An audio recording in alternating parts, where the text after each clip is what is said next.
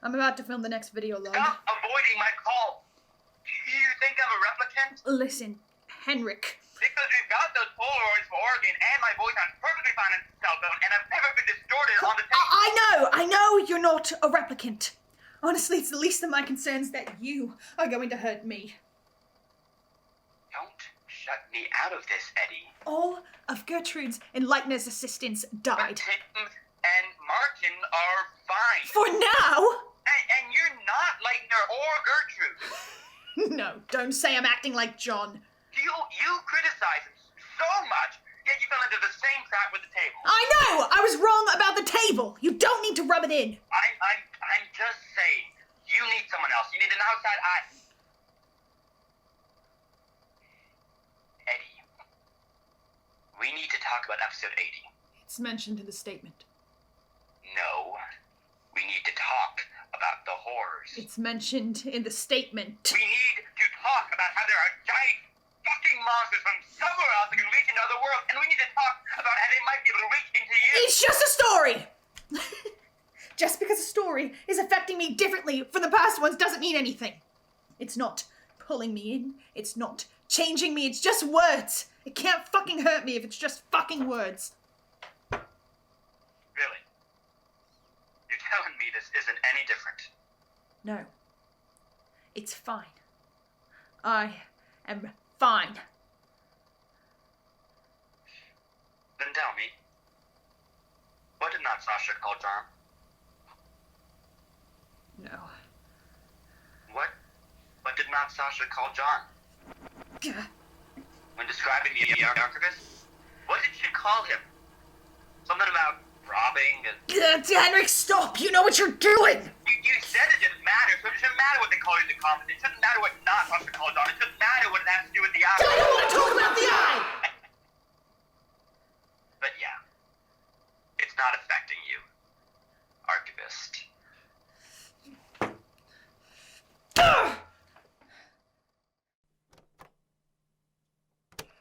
First time listener, long time theorist. Season 2 is complete. I will be discussing episode 63, End of the Tunnel, all the way to episode 80, The Librarian. We've got a lot to discuss, I think.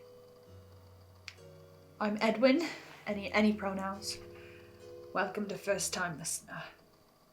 My favourite episodes, once again, are rather expansive. So the shortlist includes episode 65, Binary, episode 69, Thought for the Day, episode 74, Fatigue, and episode 79, Hide and Seek. Originally, I was going to begin with a segment of corrections and confirmations, things that were both proven and disproven in this last series of episodes, but that category would be extremely expansive and cut into topics that I'm going to dive very deeply into later. The smallest correction, though, is that I need to change the name of Mary Key's book. There's already a book from episode 70 called The Book of the Dead.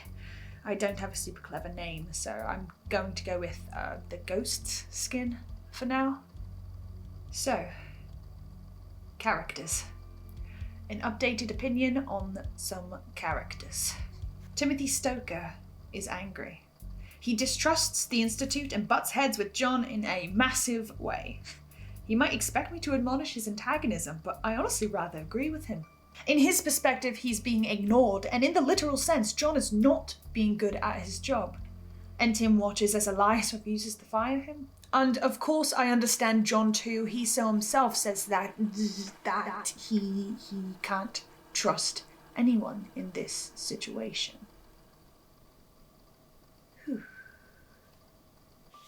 Tim and Jon's argument in episode 65, Binary, proved my point in the last episode too.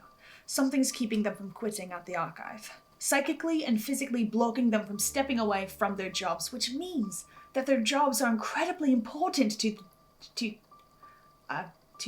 whatever is in control of the Institute. I personally felt very vindicated to hear Martin snap a little bit. He has the right to be kind and concerned for others without being considered weak or naive. Good for him for standing up to Tim in episode 79, and even braver for him to stand up to Michael. Yes, Martin and Tim have officially met Michael and got trapped in his hallways for a few days. They also likely ran into Helen Richardson. The two currently suspect that Jon works with Michael, which is a bit of a misrepresentation on the matter. Martin and Tim also discovered the dead body of Jurgen Leitner in Jonathan Sims's office. I assume they both suspect him of murder, despite the fact that Elias Bouchard is the killer. Hopefully Martin is a bit skeptical in the future. Gertrude, I now realize there were some statements I made last time regarding her disposition that were more accurate than I could have ever realized. I originally said these things because of her demeanor with Mary Key. I said she appeared like she would ally with the lesser of two evils, with people of whom Jon nor I would ever even consider. I had no idea how right I was. Because Gertrude Robinson and Jurgen Leitner have been working together since 2011. The two of them helped each other. Firstly, to allow Leitner to destroy his books. Secondly, to allow Gertrude to destroy the archive. They had help from Gertrude's assistants, 3 of them, all of which died. My current working theory is that one of them is named Fiona Shaw and the other Sarah Carpenter. Furthermore, Gertrude stated all of her assistants died prior to meeting Leitner, but there appears to potentially have been a third party during the destruction of the Leitner book, The Key of Solomon. The room in the tunnel that had the book's ashes also contained 3 chairs, one for Gertrude, one for Leitner, and one for a third party. Due to that fact, I assume the book killed whoever they were working with. I will now be adding all known workers to the Institute, namely Rosie, who we still are uncertain about, but also Diana, who runs the library, and James Wright, Elias's predecessor. I've been trying to rationalize how much Gertrude truly knows. In 1996, she referenced The Stranger, one of the... We'll get to that. Doing some math, Jon stated prior to her death that she had been working at the archives for over 50 years. This, at the very minimum, means that she began at the Institute in 1965. All that time to gather information. Yet she only confirmed to knowing the function of the Institute in 2008. Gertrude is... I don't know what I think about Gertrude. I still don't fully trust her, but we know that by the end of everything, she was antagonistic towards the patron horror of the Institute. I don't know if she's an ally or an enemy turned ally or something else entirely, but I have a hunch that Jon and the archive team might be burning a few things in the future. Couldn't help but notice episode 79 mention a gas main in the tunnels. Chekhov might be having a field day. As for the other characters, as for Leitner and Elias, I'll get to them later. Firstly, I want to discuss other theories developed throughout the season before handling the behemoth that is the last few episodes. I was right about Arthur Nolan. Let's talk about the cult of the Lightless Flame. Confirmed members include Arthur Nolan, Diego Molina, Trevor Herbert, Agnes Montague, and the mysterious Asian woman with the close-cropped hair and the scar over her right eye. The mystery woman was found talking to both Agnes and Trevor in 2 different episodes. I originally also wanted to include Gerard Key, but I think he's serving something different. Also, I was wrong about episode 37's burnt offering. I originally posited that the Scotland spell circle was likely the action of Jurgen Leitner and the People's Church of the Divine Host. However, Jonathan Sims correlated it to the cult of the Lightless Flame, which, based on the boiling heat within the spell circle, makes much more sense. This, however, doesn't exactly prove positive or negative associations with Gertrude because it isn't quite confirmed as to what this burnt offering does, even though it certainly looks like an attack. Hive growing wary of jumping to conclusions too quickly. All it means right now is that the Lightless Flame was offering her to something, but it didn't work, I don't think. Or maybe I just haven't connected all the pieces yet. She was killed 6 years after the offering was discovered, which is a pretty large gap for success. Not only that, but the offering included a circle of trees that were planted 50 years before its discovery, likely around 1959. Even Agnes Montague was too young to have planted them, which I think implies that the Cult of the Lightless Flame is an old organization, not one that was created by Agnes or Trevor or other current older members. I don't think it holds any patronage to any known beings, but the use of fire is something I'll keep an eye out for. I'll investigate. I'll investigate it. On the subject of Agnes Montague, let's discuss episode 67, Burning Desire. Agnes herself stated to be adopted by Raymond Fielding. Based on his fear of her, however, I'm inclined to believe that it was not his choice. Statement maker Jack Barnabas overheard it being mentioned that Agnes needed to be released from something. Jack and Agnes went on a few dates. Hearing the way Jack talked about Agnes, it sounded like she was enjoying the very small things to humanity. Ordering a cup of coffee, walking in the park, going on a date, giving Jack a kiss. I think she relished in things like there was something she wasn't supposed to have. Which is sad. Agnes implied that she had a destiny, something that she needed to do even if she didn't want to do it. Also, when Agnes met Jack at his place, suddenly a spider's web in the corner of his apartment caught fire. November 23rd, 2006 was their final date, and it was the same day that Ivo Lensick destroyed the tree in the hypnotic box in the backyard of 105 Hilltop Road. Agnes felt it, and suddenly went to her apartment. There were 3 members of the Cult of the Lightless Flame, including the mystery woman. They had an unlit lantern, a bag full of candles, and a plastic container full of spiders. Later that day, a police report stated that Agnes Montague was found in her home, hanged, with the unaged hand of Raymond Fielding chained to her. It's clear that the Cult of the Lightless Flame are enemies of the spider, as well as whatever being John Amherst serves with the bugs and sickness. I also have a very strong feeling that whatever had claimed Agnes, whatever appeared to have also been linked to the tree, was released into Father Burr's.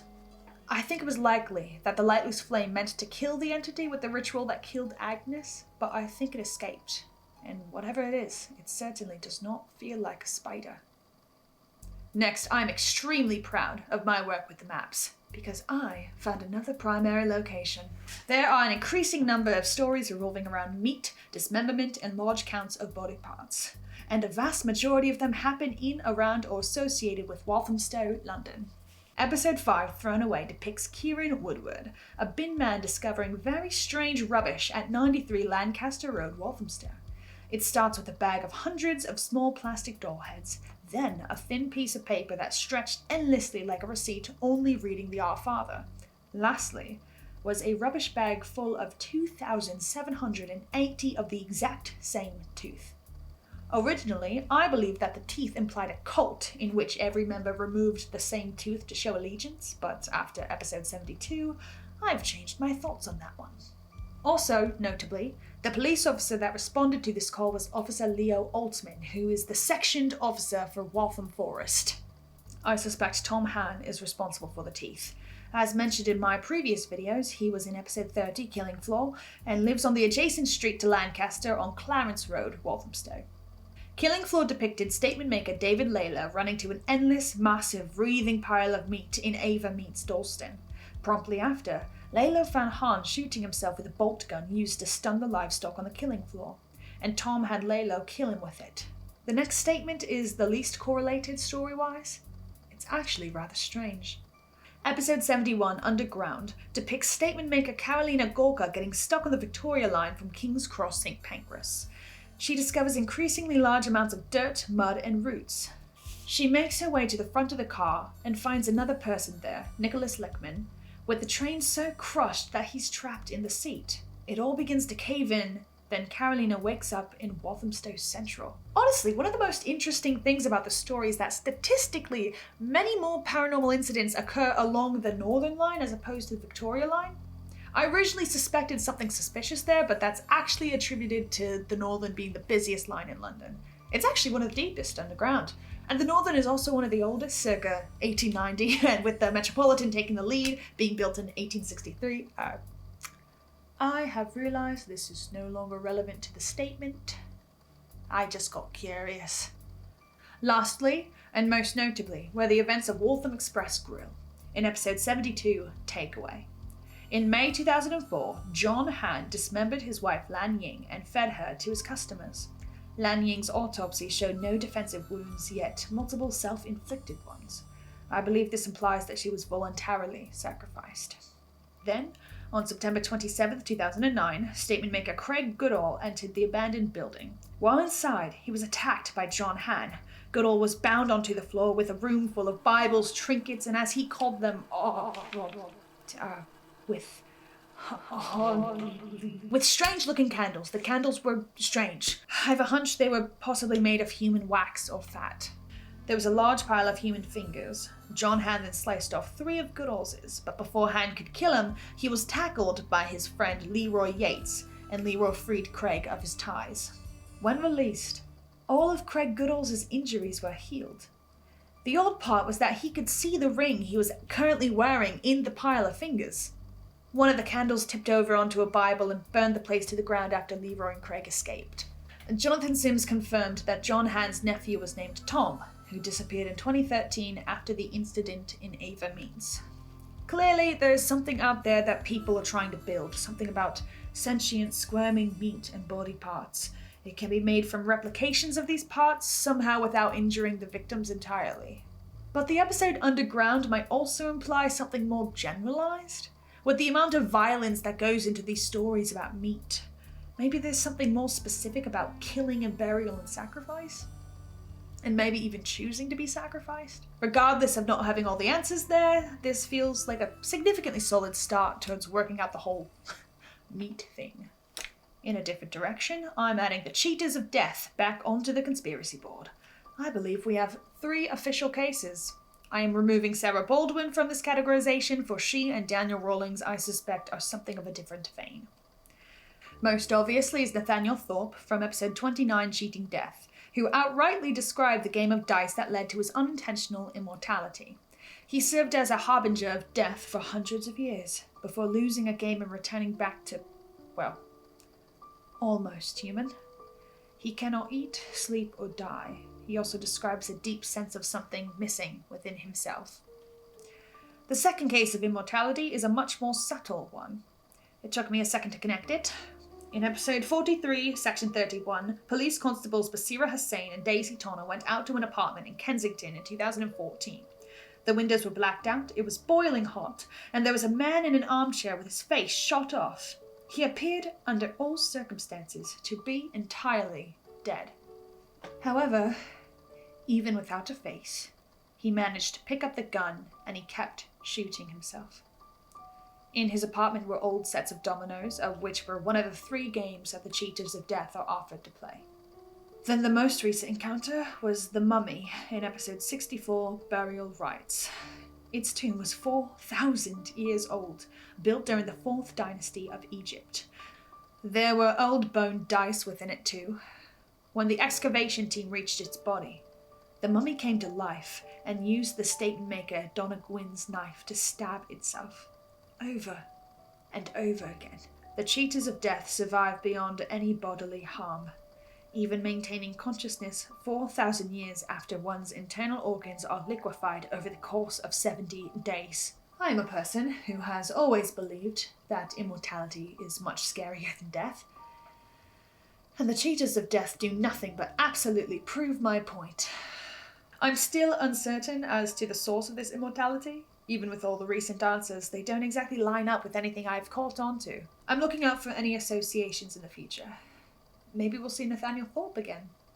Next, we need to talk about episode 69, Thought for the Day, in which a psychological experiment at the University of Surrey resulted in the transformation of Annabelle Kane into one of the spider people. The test group consisted of arachnophobes, in which scientist Dr. Elizabeth Bates projected images of spiders throughout the room. On the other side of a one-sided window was Annabelle Kane, completely unaware of the projections and the fear. The implications for this experiment are that intense amounts of centralized fear holds the ability to alter a subject's body, mind, and soul. It is currently unknown if this ability of alteration is only relevant to the spider, or more of the... I think you know what I mean. I currently suspect it branches beyond the web, and I suspect that this ability might be rather important to the People's Church of the Divine Host. Not only that, but I find it striking that the targeted subject can be completely unaware of the transformation taking effect on it. That means that the only factors of resistance in this experiment are distance, focus, and time, and that is assuming that distance is a relevant factor. If it is not, then there can be groups residing anywhere, right now, intent on altering unaware subjects. Intent on altering an unaware archivist. Yes, this statement got to me. The implications, frankly, they are disastrous. Reminds me a bit of the burnt offering, actually. That, concludes my theories on the earlier episodes of the season. While talking about the spider, let's continue towards the finale episodes. I was wrong about the hypno table. I was very wrong about the hypno table. I spent all of last episode scrutinizing Jon over his rash decisions and stupid behavior, and then proceeded to spend the next half of my theories discussing Hilltop Road and the history of the hypno table, and verbatim calling it a source for not Sasha. God, I'm so stupid! God, I thought I was less fallible than Jon. I thought I was seeing things clearer and connecting things more immediately. I was so cocky last episode, and clearly I am also getting tricked, because obviously I would have destroyed the table too. I am missing the obvious. GR Bookworm 1818. Good, if I just looked at my spreadsheet a little closer, I would have connected it, I would have done it, but I didn't. Which just means that I have to work even harder. I thought I had an advantage due to, in a certain sense, having an outside perspective on the whole thing.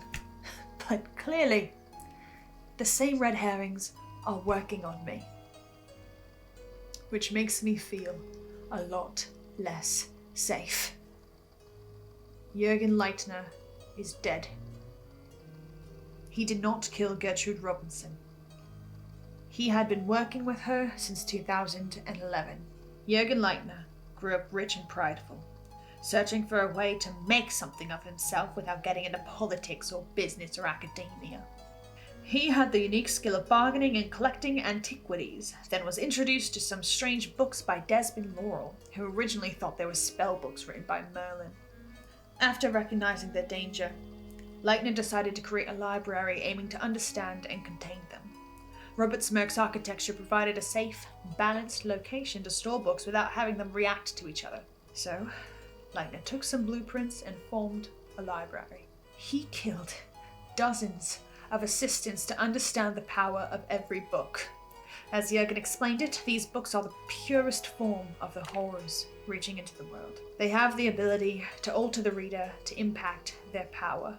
He was able to collect 998. Then, very strange people began showing up and asking to see the library. Leitner always refused. Until 1994, in a click of the fingers, a normal day at the library turned into one of desolation. Every single assistant was killed. There was a creature with too many teeth and sharp limbs, who I assume was Michael.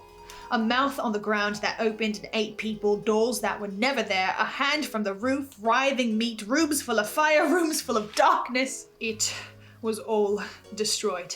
Leitner only escaped because he knew the building best. He spent the last 20 years discovering more about the books, his hubris, and his endless regret.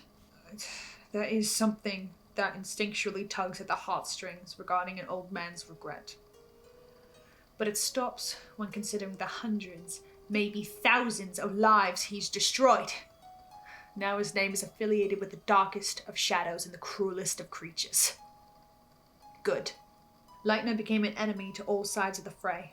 He went into hiding, and eventually he found Gertrude. But now Jurgen Leitner is dead, because Elias Bouchard beat him to death with a metal pipe. But before he died, Leitner described the beings, the eldritch creatures, the not quite gods that are sources to all the real statements. I know they cannot be truly understood by the human brain, and I know they are by their very own nature ineffable. But the only power I have is through research, observation, and yes, categorization. So that is what I'm going to do, because I need to understand. Falling right into it. We already have a few names, courtesy of Leitner, and I've got theories on who some of the others are. For the time being, I will be calling them the source horrors. I'm assuming all these things are represented in a basic fear in some way or another. Luckily, I think my motifs section aided the most for these. I'll also be logging known motives and known tactics, as well as labeling any associated creatures and people, and also noting enemies and allies. Firstly, comes the Stranger. The Stranger utilizes replication and replacements of human figures as a tactic, with an unknown motive beyond simply surviving. Not Sasha, also referred to as the Not Them, and who I reference to as the Replicant or the Replicant Horror, is part of the Stranger. It's notable to mention that Leitner described certain entities related to the source horrors as more autonomous, being derived from the source but maintaining a certain level of free will. Not Sasha described itself as a creature that was hidden in plain sight, which was good because it kept people scared. This fuels my idea regarding the importance of fear.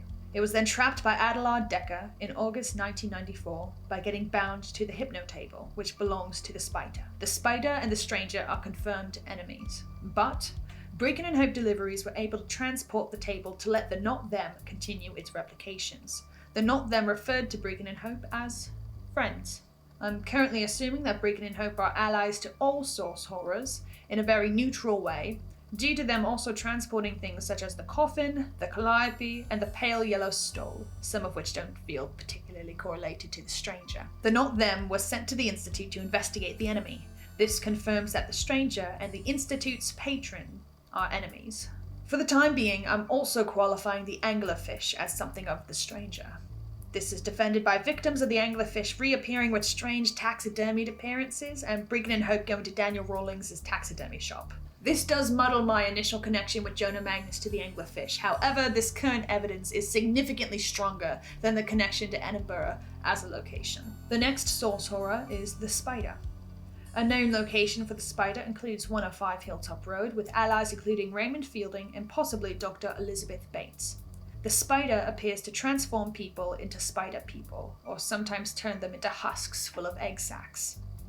Interestingly, it also has some ability of hypnotism and using people's desires to distract them, as seen by Ronald Sinclair on Hilltop Road and the mystery Spider Woman seen by Trevor Herbert. I was wrong. Elias is not one of the spider people. We'll get to that. Another confirmed source horror is the Spiral. Its tactics include confusion, altering the senses, inducing insanity, and impacting dreams. It's also related to mazes and fractals. I believe Robert Smirk's architecture is that of the Spiral. His beliefs regarding balance are heavily correlated to fractals, and the design of Millbank Prison utilized a spiraling flower pattern. This also provides an example as to how Leitner was able to use Smirk's designs towards his library, via using confusion to keep it hidden for an extended period of time. I suspect Simon Fairchild to also be associated with the Spiral, as his excursions resulted in extended hallucinations and sensory distortions. Not to mention episode 75, A Long Way Down, was extremely similar to episode 21, Freefall, both including extended feelings of falling, with the exception of the former including Michael Crew, the man with fractals burned into his skin. So for the time being, I'm categorizing Simon Fairchild into the Spiral as well as Michael Crew. Now, Simon Fairchild is technically confirmed to be connected to the Lucas family as well as Niala Sund, and potentially the People's Church of the Divine Host, but I don't want to settle on the Lucas' allegiances yet. Yes, some things do connect them to the Spiral, but obviously they're interconnected in other things as well. The Spiral also might involve a giant creature. All of the creatures that I pointed out last episode have an association with fractals, Michael, or the Spiral, with the exception of Not Graham and Montauk's monster. Maybe something's being summoned, maybe people get transformed into them. I haven't decided yet. Oh. And Michael is definitely of the Spiral. also referred to as the distortion, his apathetic nature in episodes 78 and 79 leads me to believe that his biggest source of motivation is that of entertainment. I'm not sure this motive extends to the spiral itself, but for now I'll include it because I've got nothing else to go off of. The next few source horrors are more theoretical. They're either ones that are vaguely mentioned, ones that I've connected myself, or the creatures of importance that are big enough to play a larger role. Firstly comes the Unknowing. It was mentioned by both not Sasha and Jurgen Leitner, and I have a hunch that it will be a major factor behind season 3. It was mentioned by Leitner that they took documents Gertrude had on the stranger and that they call it the Unknowing. While I'm going to place it on this section of my board, the way it was actually discussed also leads me to suspect it might be an event, not an actual source horror. This would add up, because I've been wondering why it seems like Jon's journey as archivist is escalating so much faster than Gertrude's. It was implied that Elias is also against the Unknowing. Maybe this is what the escalation is for. I originally connected the Unknowing with the broader sense of the unknown, and more metaphorically, the dark. But I no longer think the People's Church is affiliated with the Unknowing. At least, not specifically. What is the Unknowing trying to do? Erase past traces of the source horrors in our world? Is it looking for specific files? Leitner was looking for files that were taken by Elias. I originally assumed they were just the real statements, just statements that only work on the tape recorder, but they sound more special than that. Then I remembered. Prentiss was searching for a specific file at the end of season 1. What if they're looking for the same one? The Hive wanted to destroy the archive, and the Hive hates everything that it represents, a location of information full of danger. This leads me to believe it's an ally to the Unknowing. It said that the archives is a place of great violence, and it implied that it would aid in that violence. This, of course, leads me to my next source horror. The Hive. A possible enemy to the Spiral, as Michael greatly dislikes it, and a definitive enemy of the Institute. The Hive deals with infestation and infection, and appears to alter people's minds in a very unique way when it doesn't kill its hosts. Not only that, but the Hive appeared to be summoning something, because the worms were building a doorway in the tunnels. Are they summoning the same thing as the Spiral? I'm not sure yet. But I don't think Prentiss is the last we'll see of the Hive. The last two source horrors are ones I've created through investigation. The first one I'll be calling the Contaminant. It's affiliated with diseases, pests, and death. The most notable suspect in this category is Jon Amherst. Honestly, I suspect the Contaminant to actually be a symptom of another source horror, but I don't have the connections yet, so it'll remain here for now. The next one is The Meat. I admit I likely wouldn't have been able to categorize this one without my intense investigation of London maps. Luckily, we know the notable location of Walthamstow, London. Along with that, Toby Carlyle, from episode 18, The Man Upstairs, is definitely involved in this category. Based on the hotspot in Walthamstow, I feel like Sectioned Officer Leo Altman of Waltham Forest would have been a fantastic source for learning more about the Meat. However, we cannot get his statement, because he was killed by Natalie Ennis, which brings me back to the People's Church of the Divine Host. Firstly, a curiosity I never outrightly mentioned, Mr. Pitch. Natalie Ennis mentioned something about waiting for 300 years, so there's likely an event that happened in 1715. Now, I wanted to say that the People's Church worshipped the Spiral, but it doesn't make total sense. Yes, darkness inhibits the senses, and there have been plenty of hallucinations around them, and all of the other unknown creatures are affiliated with Michael or fractals. But statement maker Mark Billam mentioned leathery, meaty hands in Hither Green Dissenters Chapel. Then Natalie Ennis heavily implied that worshipping at the People's Church was to engage in cannibalism, which is very similar to Father Burroughs' statement at Hilltop Road, which, for all I know, might connect to the spider or the Lightless Flame. Not only that, but Maxwell Rayner vanished in 1994. The same year the attack on Jurgen's library took place. The library was destroyed by all sides of the fray by what appears to be every single source horror, which could mean that the People's Church deals with all of them. So, for now, I'm assuming that the People's Church of the Divine Host is associated with all source horrors. This might bring a better definition to why the host is so divine. I had a theory in the very first episode of First Time Listener. To be entirely honest, I didn't have any evidence backing it. I said it off the cuff. It wasn't even written down.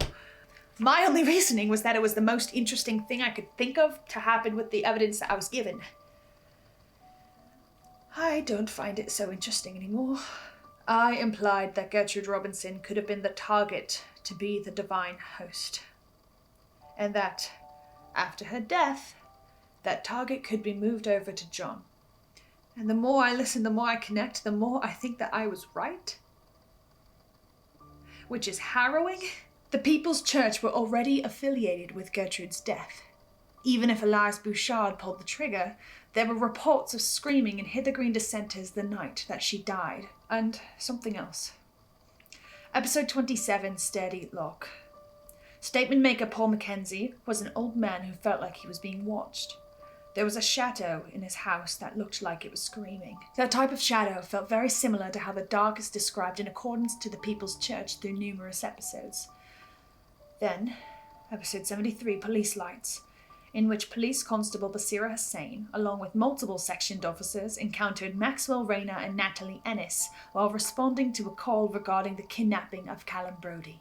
They went to an abandoned warehouse belonging to Outer Bay Shipping, in which they encountered Rayner. Brodie was tied down, and Rayner had this inky, black fog flowing from his mouth to Callum's, roaring and convulsing as it poured. Most notably, Callum looked like he was mid-scream. That's exactly the way Martin described her body. Martin described the corpse of Gertrude Robinson as mid-scream.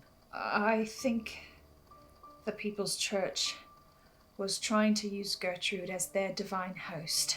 There's a small chance they possibly have attempted whatever strange possession they were doing to Callum. Leitner said Elias killed Gertrude due to her plans to burn the archive. But maybe Elias killing Gertrude also stopped whatever plans the People's Church had for her. Jon said the encounter at the warehouse was the final chapter of the People's Church.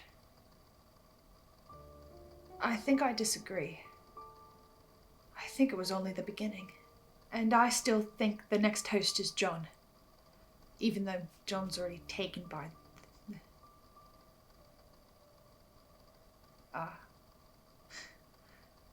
I want to end it there.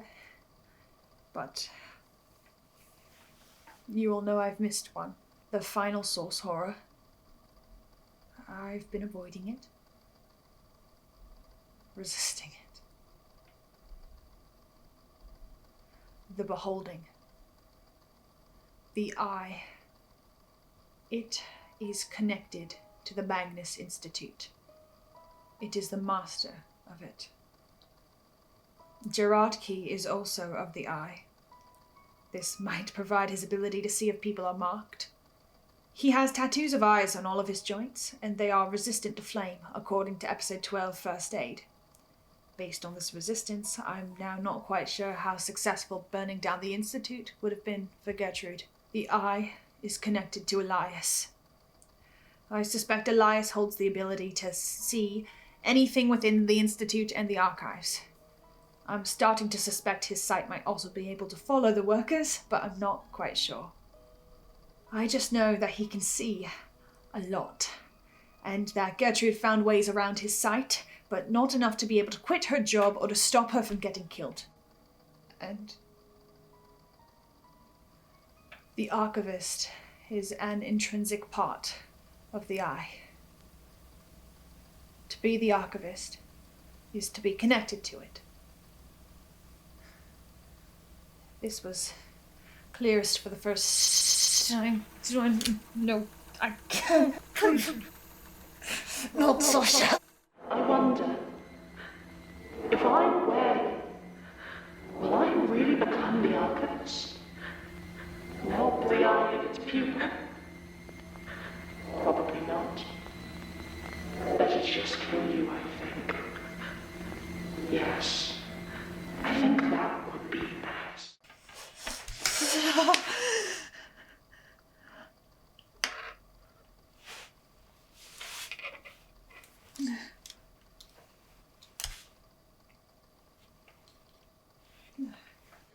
Jon is the pupil to the eye. Which means that the eye needs Jon to see. And in a less literal sense, do its bidding. But why? And how? And why can't it be Elias? Why specifically the archivist? Elias seems weirdly apathetic towards Jon dying or not, yet hesitant to replace him at his job. This distinction deeply concerns me. With the cheaters of death, not to mention ghosts and countless other creatures, I get worried about the permanence of death. Because of the eye. Because if Elias has any abilities at resurrection, that means that no matter what, even in death, you truly can never escape the beholding. And I think that is far more terrifying than being killed by it.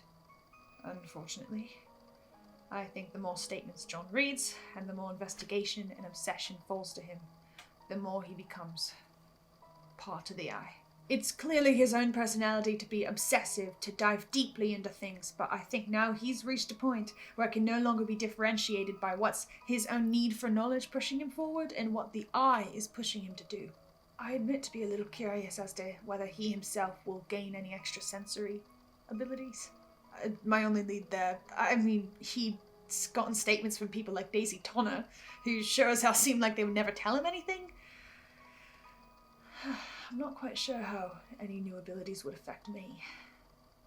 I've got half a mind to recommend someone tie him to a chair and keep him away from any tape recorders. To be honest, I am extremely curious as to what would happen if someone did.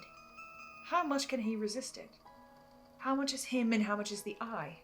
So, lastly, where does this lead Jon in season 3? I've got a theory. When Elias killed Jurgen Leitner, he shut off one tape recorder, but you can still hear the whirring of another.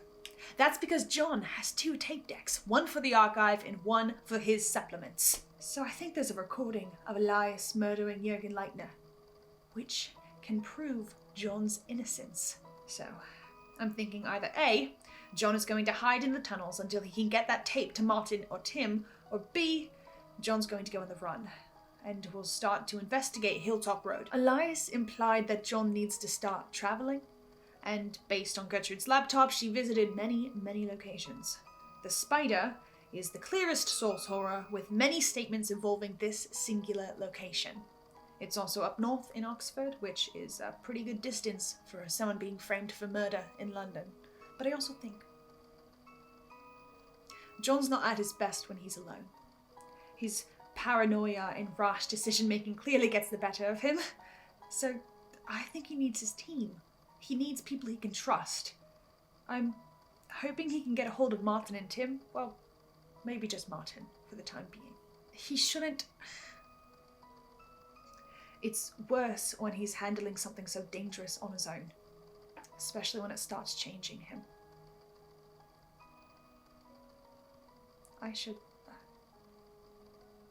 He should... We'll see what he does about it, I guess. Statement ends. Supplemental. Would you believe me if I said I smoked before the Magnus Archives? I never really needed to stop because it never became a habit. Until now. It's an unfortunate side effect when I've got similar vices to primary characters. I've been trying to rationalize the reality of my situation. These source horrors, are they real to me because they're real in the story, or is there something much more sinister behind them? I suppose it doesn't really matter. Doesn't change the end result, does it? It's just my curiosity getting the better of me. I've caught the attention of the eye, of course. The beholding. I mean, it's the one after Jon, so it's the one that peers over to me, but what I've been doing with this video log, that definitely didn't help the fact. And with my powers, I think it eggs it on. What did I call it in the first episode? This is my archive of the Magnus Archives. So stupid, really. Honestly, I think it was too late for me the instant I picked up the camera. Actually, I think it was too late for me when I started the spreadsheet. But I don't think it's as clear-cut as that. Some of you have been having dreams about this. I've collected a small menagerie of nicknames while I'm at it. The Dreamwalker, Little Oracle. Researcher Ash called me if a hedgehog could commune with the dead. And I've got my own distortions, which are a little bit familiar, but certainly not at this intensity. That is a bit like the spiral, don't you think? Maybe I'm cross-contaminated. The distorted archivist, the spiraling archivist. Not that I'm agreeing to that name. Just makes a bit of sense right now. For all I know, I've connected to more and haven't even noticed. Hell, I can't even define them yet. Oh, how I am not looking forward to the future. Things are going to get much, much worse. People will die. Probably Martin or Tim, I suspect. It'll all go to hell, that's clear to me. I don't need to be a seer to see that. And worst of all, I can't do a single thing to get out of the line of fire. I suspect I'll die before the end of this. Sorry, Henrik. I know that's not what you want to hear, because actually, I think it'll be something much, much worse. I don't want to think about it. I need to be alone. Leave me alone.